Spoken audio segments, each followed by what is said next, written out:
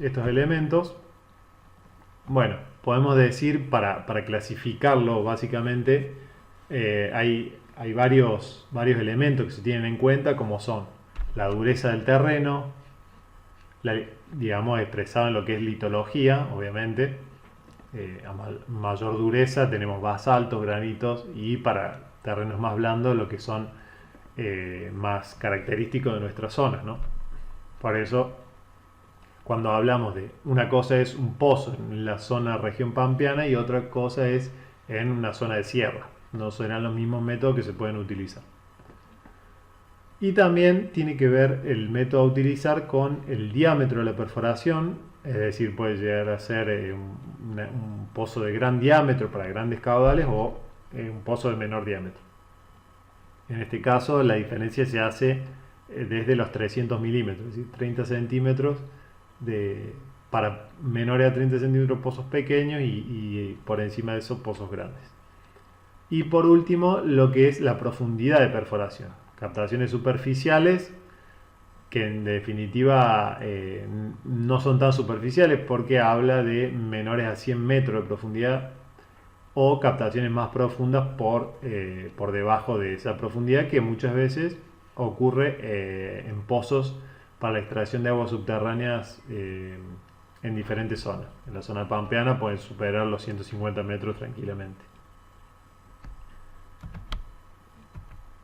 Bueno, esquemáticamente los tres métodos mencionados, un poco para más que nada analizar lo que es el elemento cortante o elemento funcional de estos sistemas. Lo que es el método de rotopercusión, que es uno de los métodos más modernos, utiliza un martillo de fondo, que sería algo como esto, en el cual este elemento tiene un ascenso y descenso a medida que el elemento va rotando. Este elemento sube y baja para ir golpeando y lograr un mayor efecto de perforación y rotura del terreno. Después tenemos el método de percusión a cable, que utiliza un trépano en una cuchara, como les mencionaba anteriormente, y el método de rotación, que en definitiva es el método más utilizado actualmente, más que nada lo que es en nuestra zona central de Córdoba o región pampeana. Y el elemento cortante es el tricono, como está indicado en la figura, que son tres conos justamente que van girando solidariamente y van generando la rotura del terreno. Luego, dentro de la rotación tenemos dos variantes, una que es con inyección directa y otra inyección inversa, y tiene que ver un poco con la circulación del lodo de inyección que se utiliza. En la inyección directa el lodo ingresa en el sentido de la perforación, digamos, como va el elemento perforante, y el detritus sale por los costados, digamos, asciende por elevación. En la circulación inversa sería el caso de que está representada la figura. El lodo ingresa por el espacio anular y sale por el centro de lo que es el varillaje. Pero bueno, básicamente es importante conocer un poco cuáles son la diferencia entre los diferentes métodos.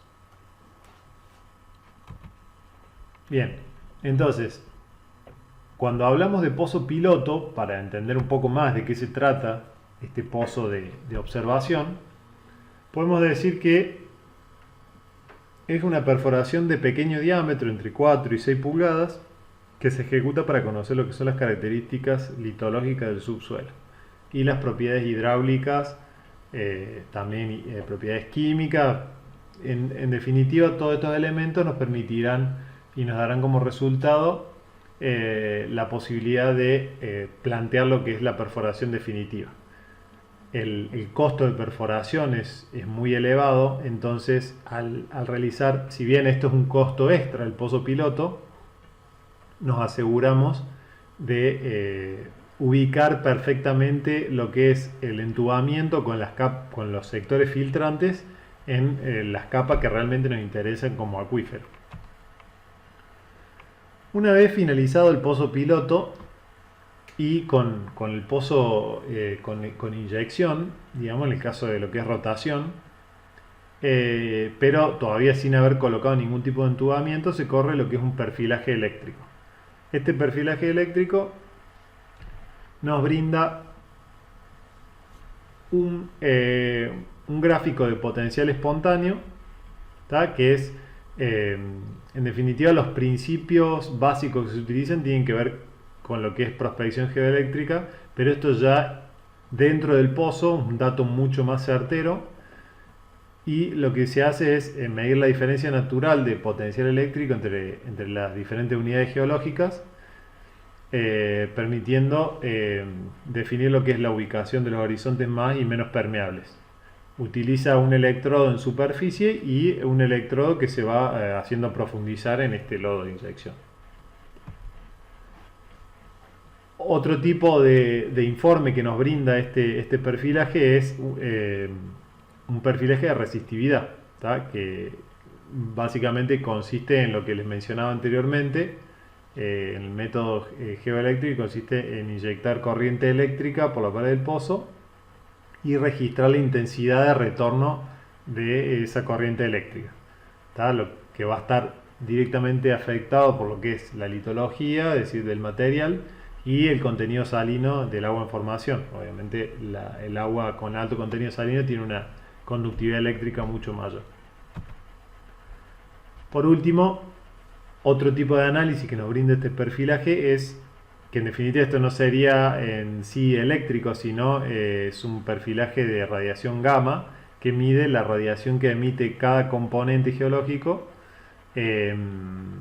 y entonces nos permite, al analizar los tres informes conjuntamente, tener un entendimiento bien claro de la profundidad de los diferentes estratos, digamos si tienen agua o no, en qué profundidad tiene el estrato con agua, ¿tá? En definitiva, todo esto nos va a permitir definir perfectamente la ubicación de tramos de tubería ciega donde no queremos que filtre, digamos, que succione agua, y en los sectores donde tenemos agua, sectores con tubería filtrante. Bueno, al finalizar lo que es el perfilaje, se entuba y se coloca una bomba de limpieza a los fines de posteriormente obtener muestras de agua para hacer una determinación de calidad, para ver con qué tipo de agua vamos a estar trabajando efectivamente. Y nos va a dar alguna idea de lo que son los caudales y de presión a la cual va a funcionar esa perforación. Ya vamos a ver de qué se trata eso. Bueno, esto es un poco gráficamente el resultado luego de realizar el pozo piloto del perfilaje eléctrico. Otra información que nos brinda el perfilaje eléctrico y que nos permite también determinar de qué tipo de materiales estamos hablando y en qué materiales estamos perforando, es la velocidad de avance. Si se fijan, acá arriba tenemos una escala de tiempo, y en el eje X tenemos, perdón, en el eje Y tenemos lo que es la profundidad del terreno. Entonces, si seguimos la línea, vemos que para materiales que podríamos decir materiales blandos, por así decirlo, estamos en velocidades de avance rápidas, ¿tá? Más rápida aún en zonas donde tenemos mayor contenido de arena, ¿tá? Y en este punto, fíjense cómo la curva se va hacia la derecha, es decir, que nos cuesta mucho penetrar esta capa. Esto tiene que ser una capa dura.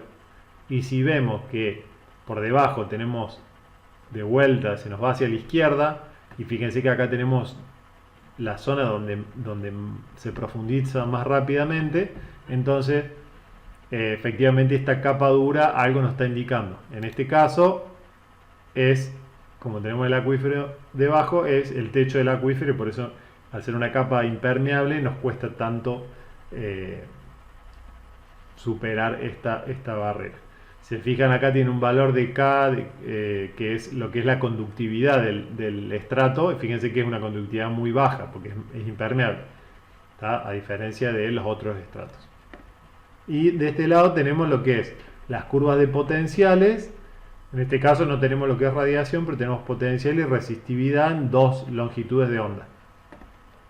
Y bueno, esto después normalmente se hace un análisis, pero en definitiva de todo esto surge este gráfico de la izquierda, que es el que nos permite a nosotros definir los espesores de tubería ciega, el espesor del estrato acuífero para colocar los filtros, etc.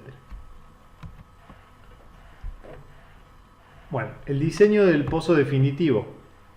¿Cuáles son las características que debemos tener en cuenta a los fines del diseño del pozo de captación que vamos a utilizar al finalizar todo este proceso? El diámetro de la perforación, en realidad todos estos elementos están interrelacionados, pero el diámetro en sí de la perforación va a depender del caudal requerido. Obviamente, mayor caudal de explotación va a ser un diámetro mayor.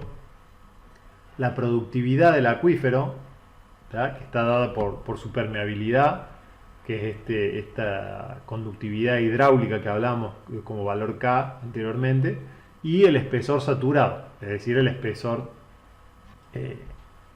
que dispone agua para ser explotada. Otro factor importante es el diámetro de entubamiento, ¿tá? Que es el diámetro del caño camisa, que será inferior a lo que es el diámetro de la perforación, pero también está relacionado con lo que es la característica del equipo de bombeo, y tiene que tener un diámetro suficiente para que dejar un espacio libre para el equipo de bombeo para que éste se pueda refrigerar. ¿Tá? Entonces son todos factores que van relacionados. Bueno, a modo de ejemplo, aquí tenemos en esta tabla cómo podrían ser las relaciones entre el diámetro del caño, el caudal que se extrae y la presión requerida para la extracción de este caudal, que es lo que denominamos altura manométrica. Ya veremos más en detalle de qué se trata eso. Bueno, una vez determinadas las características del pozo de captación, bueno, se procede a la ejecución del pozo y lo que es el encamisado con el filtro. El entubamiento puede realizarse durante la perforación, más que nada lo que son terrenos frágiles que se desmoronan fácilmente, necesitan un entubamiento a medida que se va perforando. Pero en los terrenos que son de naturaleza más estable no es necesario y se realiza al finalizar la perforación. Los materiales utilizados son acero o PVC, básicamente dependiendo del material litológico sobre el que se ejecuta y del efecto corrosivo que pueda tener sobre los materiales. Y bueno, y en base a los datos obtenidos en el sondeo o este pozo piloto, se define lo que es la columna de intubación, alternando zonas de tubería filtrante en las zonas de los estratos acuíferos y zonas de tubería ciega en el resto. El filtro debe cumplir con las características de permitir el ingreso a la perforación durante las tareas de desarrollo, que ya vamos a ver qué es este desarrollo, de los componentes finos del acuífero, es decir, lo que son limos y arcillas y arenas muy finas, y de lo que es el lodo de inyección en el caso de utilizarse método de rotación.